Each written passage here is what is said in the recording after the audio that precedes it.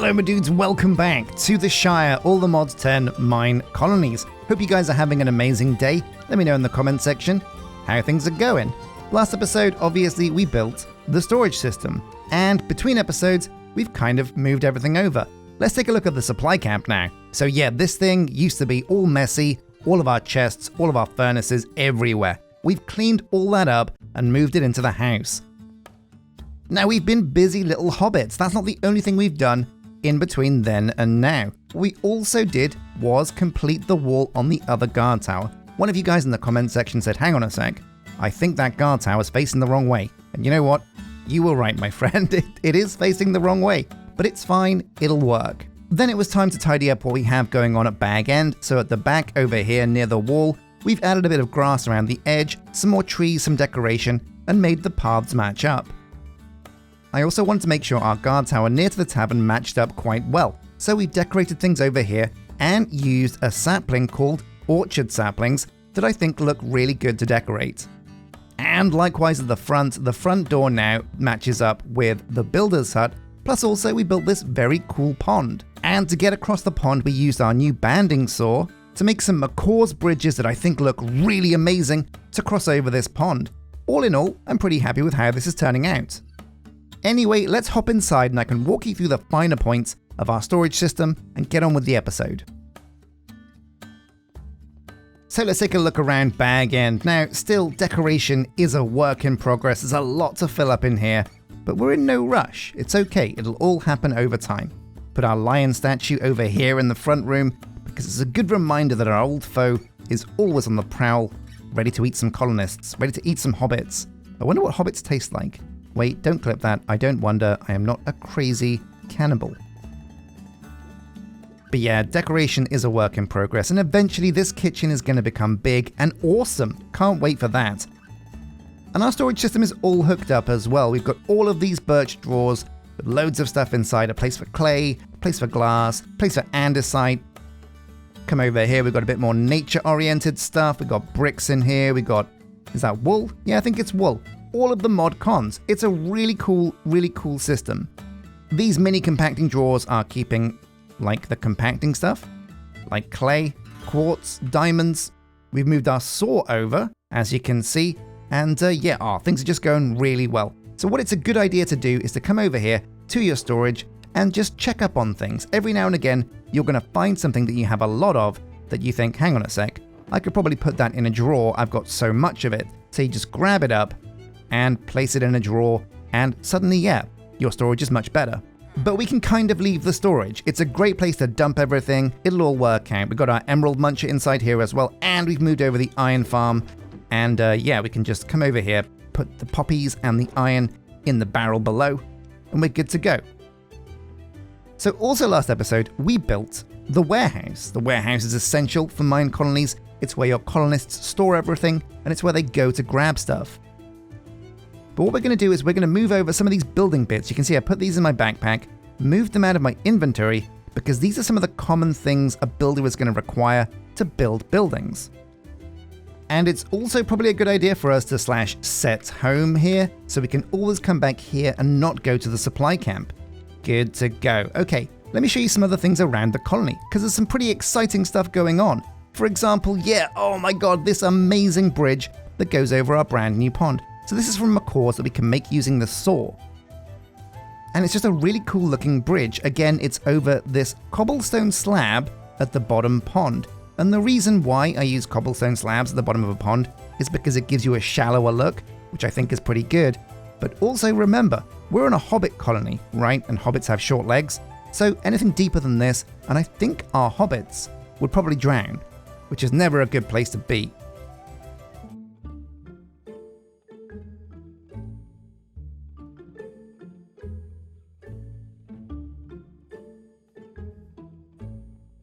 Samwise Gamgee, oh my...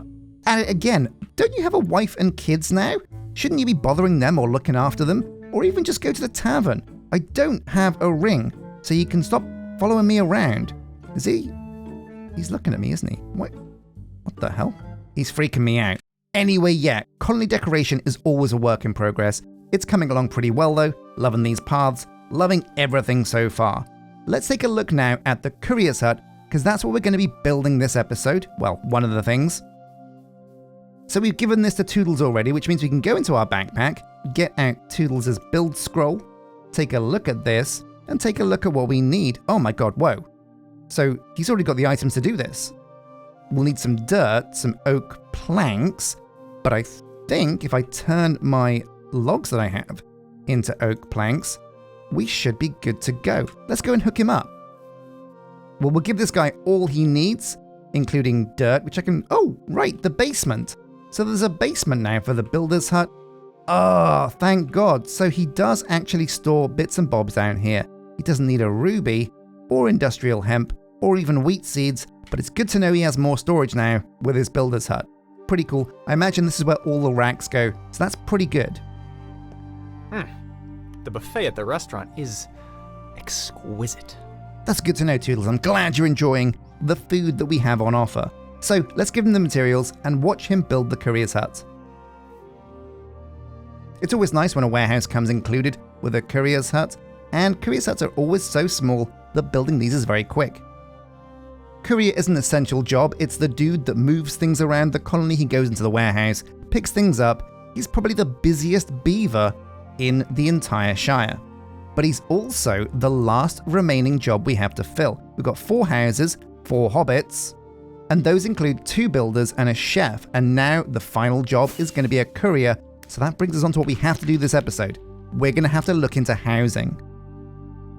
Ah, lovely stuff. Our hobbit courier hole. And it really does look like a bit of a courier hole. The grass will green up on the dirt in time. It'll look good.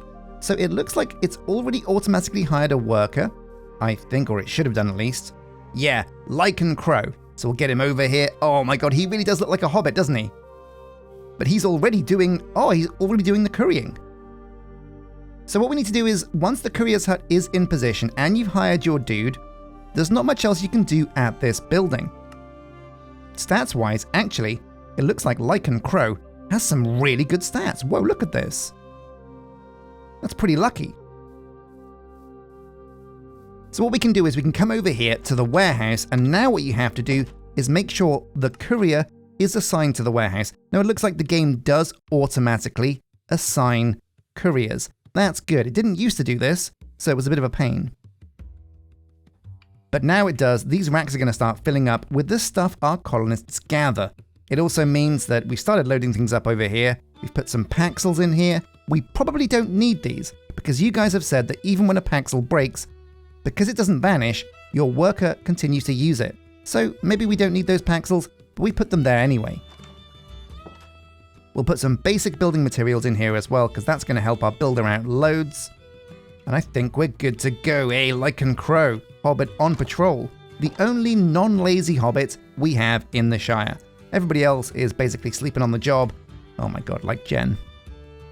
Now we're looking into housing. Why are we looking into housing? Because we've reached our cap. We've got 4 hobbits employed. We need to get more dudes in the colony.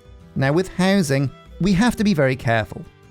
You need to make sure that your workers live near to where they work, because when the sun sets and the day ends, they're going to walk from their building all the way back to their house. If that journey takes too long, they either A, won't sleep in time, or if we wait for them, it goes so deep into night that we get monsters spawning, and that's a bad time. Also, when raids happen, colonists go home also, and if they're caught out when the raid arrives, they could get caught in the crossfire. That's something you don't want to happen. So it's time, my friends, for some strategic housing placement. Before we place the houses, we need to know what they look like. So the build tool in hand. Wait, I've got to go and make some residences. So I think residences are pretty simple to make. Is it a door? It's something. Let's take a look. Residence. It's a torch. So with one torch, loads of wood, and the build tool on top, you can make yourself a residence. Doesn't matter what kind of wood you use, so we'll go home to our computer system and probably grab up what we have the most of, probably birch, I reckon. Yeah, loads of that.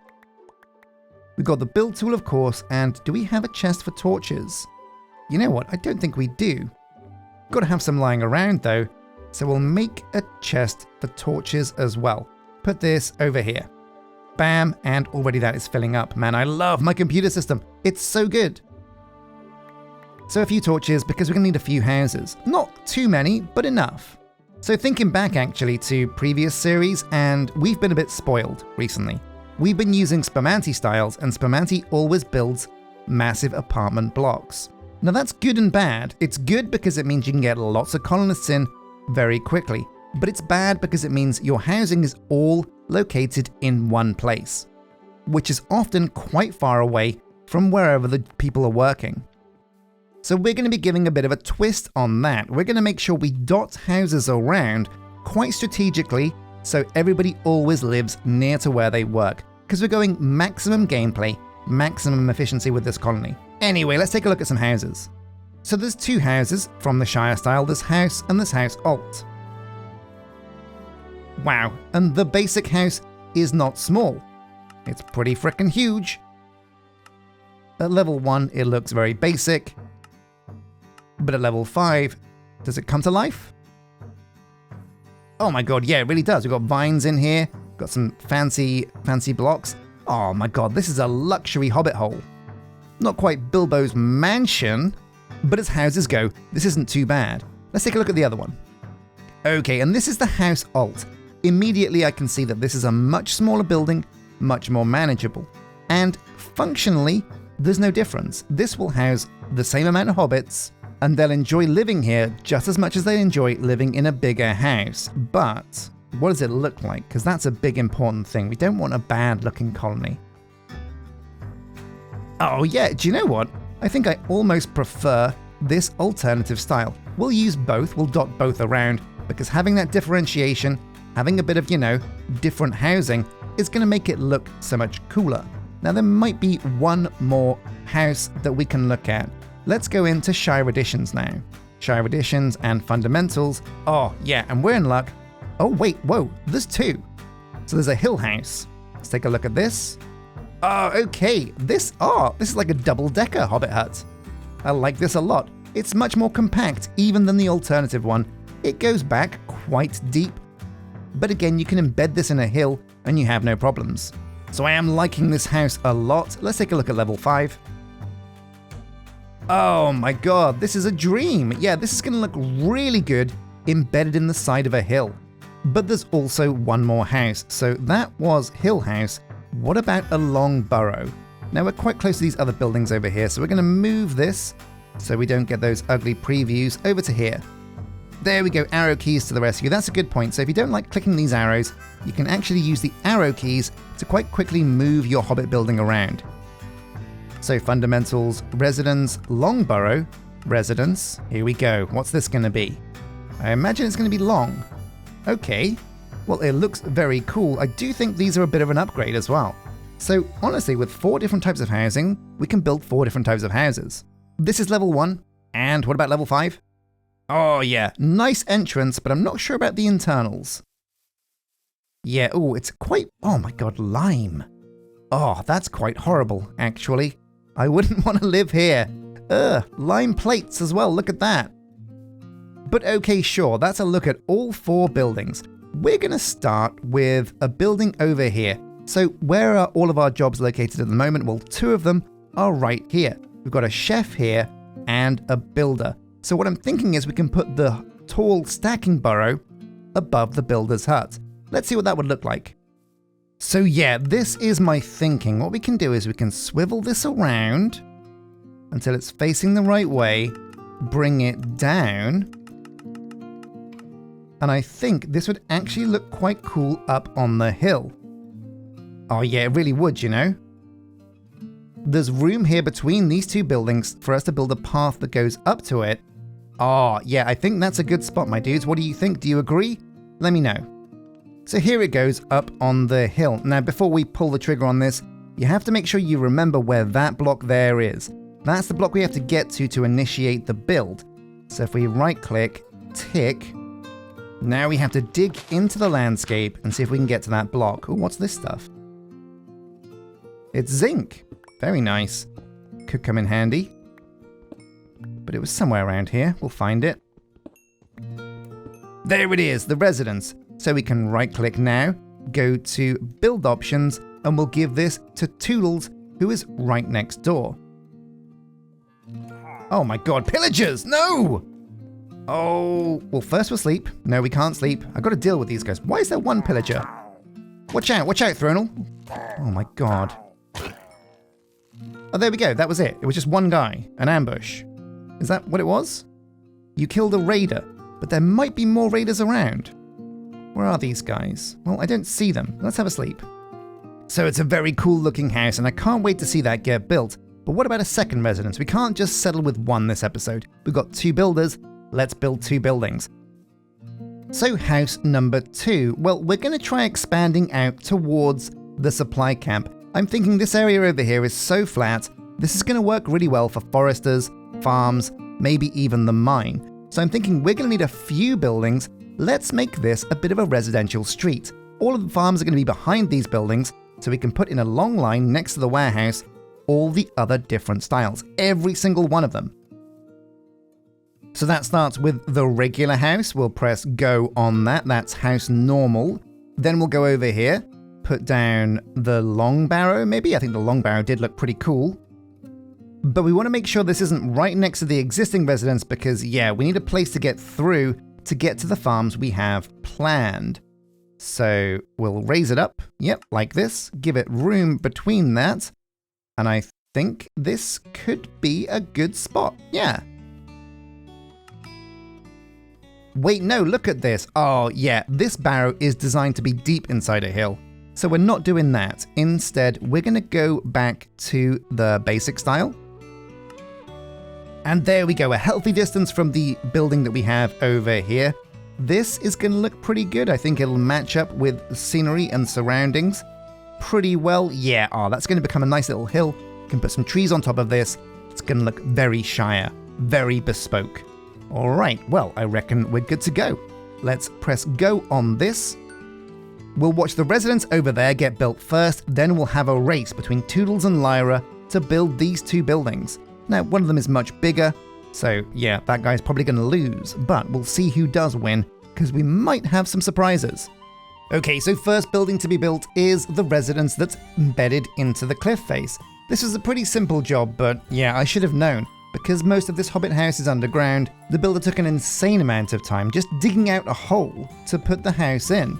Oh man, that's basically the entirety of this build. As soon as that was done though, he did get this building up pretty quick, and here you go, you can see it all nice and finished, flush against the wall. We do need to decorate, build a path to get up there, but for the most part, this building is done. Now let's get on to the real builds. So, 2 residences located behind the builder's hut and the town hall. There's a big one on the right and a small one on the left. Now, Lyra is very close to both of these, so we've given her the bigger hut on the right, and Toodles is building the one on the left. So I want you guys to place your bets now. Who is going to get this building built quickest? Now, because one of these buildings is bigger, it's pretty obvious that that's actually going to be the one that goes up slower. However, Lyra did start placing blocks much sooner than Toodles started placing blocks on the left. So this was going to be closer than I thought. But there's honestly absolutely no way Lyra could compete with Toodles on this one. The building on the left is almost half the size, so of course it went up way quicker, and as you can see, yeah, there it goes. Toodles has finished this building. All that's left is for Lyra over here on the right to finish up the roof, and it still was pretty quick, and it was quite a close race, but Toodles remains our champion builder. Let's get in game and check these out. Yeah, thank you very much Lyra and Toodles, who are still hanging around because we haven't given them another job. There's a nice gap between these buildings, and that's great. And let me tell you why. So remember, we are trying to make sure our colonists remain happy, and that means we need to put guard towers, like the one over there, near to all our residences. Now the guard tower over here, it has a unique feature. It's basically a mini gate. Look at this. It's not too wide, and you can walk through it, which means I think actually the distance between these 2 buildings is really going to work in our favor. What we can do is we can put 1, maybe even 2 guard towers between here as a path through. Oh, I think that will look amazing when we get it done. Let's take a look at these buildings though. So number 1, we've got Toodles building here on the left. This is the smaller residence, and again, There's not much really going on here, it's very bare bones. It'll get bigger and look much cooler as we upgrade it, but the materials required to do that, they're not too bad even. We could even take this to level 2. And over here, the bigger building. Now I'm pretty excited for this one, because this one is so much bigger. But as we go inside, oh yeah, oh my god, look at the size of this fireplace. For some reason there's only one campfire. I guess they couldn't afford 2, maybe that'll come at level 2. And the bedroom over here, yeah, now there's room for this to grow. It's going to become a much bigger, much more impressive house. But that's 2 pretty amazing residences. Now, while all this was going on, we have had some children being born. And you may have seen a couple of scamps running around. One of them was Nerissa Arden Fiore. We've also got Tabby and Lena Fiore visiting the colony. But like I said, we're going to rename the kids to be the first name that hasn't been in the colony yet, so that's going to be Nerissa Arden. Now, some of you guys have mentioned that you do want to become a member of the colony, but you don't want to have to bother with Discord. So what we've done is on the Patreon community page and on the YouTube members community page, we've also put 2 posts where if you don't want to visit Discord to submit your names, you can post in the post there and submit them there. You can find links to both of these posts in the description, so if you want to get in the colony, become a Patreon and YouTube member. Now, I can't find Nerissa Arden anywhere, so there's one way we can solve this. We can come over to our town hall, go to citizens, and if we scroll down here to Nerissa Arden, we can recall her like this, simple as that, and give her the name tag. So, now you're Nerissa Arden and welcome to the colony, and guess what? I think you might become one of our farmers next episode. But that's a really cool tip, and as you can see, these are our dudes so far. Toodles McNoodles, Nerissa Arden, Thronal, Moth, Lyra, Lycan Crow, Jot the Lee, and Jen. Now, of course, we do have 2 more spaces because we made 2 more houses. So it's entirely likely we're going to get children being born pretty soon. What's worrying though is these unhappiness bars. For some reason, I feel like we've been kind of on top of things, but none of the guards are happy. Overall happiness is pretty low. I think that might be because everything is level 1 at the moment. We need to get better food, better houses, and of course, no more unemployed people. But you know what? So far, so good. I think we're going pretty well. 2 more houses, and 1 up there, gives us room for 3 more colonists, and I think that means next episode, we can start getting busy with production. So a massive thank you for watching this episode, my dudes. Don't forget to keep your comments coming in about all the tips, because honestly, I really love reading them. They give me some great insight into both Minecolonies tips and tricks, but also all the mods 10 tips and tricks, and sometimes even some vanilla Minecraft things that completely flew over my head.